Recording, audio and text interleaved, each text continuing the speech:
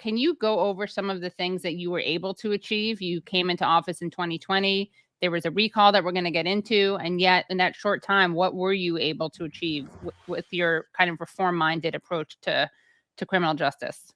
Absolutely. I campaigned on a platform that was, really based on three fundamental premises. The first one is that incarceration should not be the primary response to social problems. We need to invest in alternatives to incarceration that make our communities safer in the long run. The second commitment was that we would take some of the savings from decarceration and that we would invest historically in expanding victim services. Too often, victims are treated as nothing more than a piece of evidence in our criminal legal system. And in San Francisco, we wanted to prioritize actually investing in helping victims and survivors of crime to heal. And the third thing was that we were going to take on the powers that be and enforce laws equally. We didn't care if you wore a uniform to work, if you were a corrupt politician in City Hall, if you were a billionaire in your boardroom. If you're committing a crime, we were going to come after you. And we did all those things. We followed up and we followed through in really a very short period of time, and one that was largely defined by the COVID pandemic. I took office just 2 months before the city shut down, and then had to do most of my job over Zoom. But we managed to deliver. We reduced the number of juveniles in our city's juvenile detention center by about 70%. We reduced the number of adults in our county jail by about 40%. We reduced the number of people in state prison out of San Francisco County by more than 25% in just a 2.5 year period. And we did it through things like ending money bail, through expanding diversion programs like our primary caregiver diversion, and through partnering with our reentry partners and with our medical community during the COVID pandemic. And as promised, we invested savings in expanding victim services, dramatic increase in the number of bilingual victim advocates.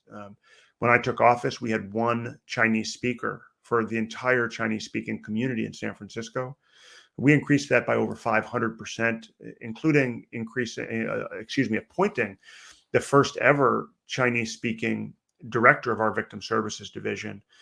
We also partnered with Airbnb and with other government and non-governmental agencies to create housing opportunities for survivors of domestic violence during the pandemic. We called out a really horrific practice of the San Francisco Police Department. They were storing DNA of rape survivors and sexual assault survivors and taking their DNA from rape kits and not using it exclusively for the purpose that it was gathered for, to investigate the rape or the sexual assault. But instead, they were building a secret database of DNA profiles and using those DNA profiles to investigate totally unrelated crimes years later. We called out that practice, and thankfully we ended it, both with the resolution at the Board of Supervisors and more recently, a state law that passed the Senate unanimously in the state Senate that would prohibit any local law enforcement agency from gathering the DNA of survivors of crime, victims of crime, in a secret database.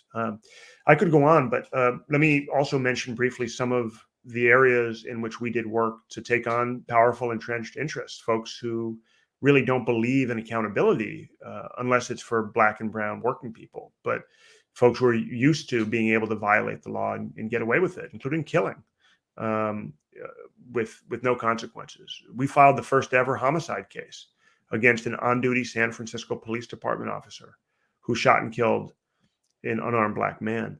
We also filed the second such case. We took the first ever excessive force case of a police department officer defendant to trial in front of a San Francisco jury. And we also created a worker protection unit, a unit designed to investigate and prosecute things like wage theft, which we know are massive problems. And we filed a whole slew of political corruption cases because we know that City Hall, sadly, is in the midst of a major ongoing corruption scandal that is calling into question the legitimacy of our local government. Let me stop there, Katie, but that's just a few of the highlights of what I'm proud of and what we accomplished in my 2.5 years in office.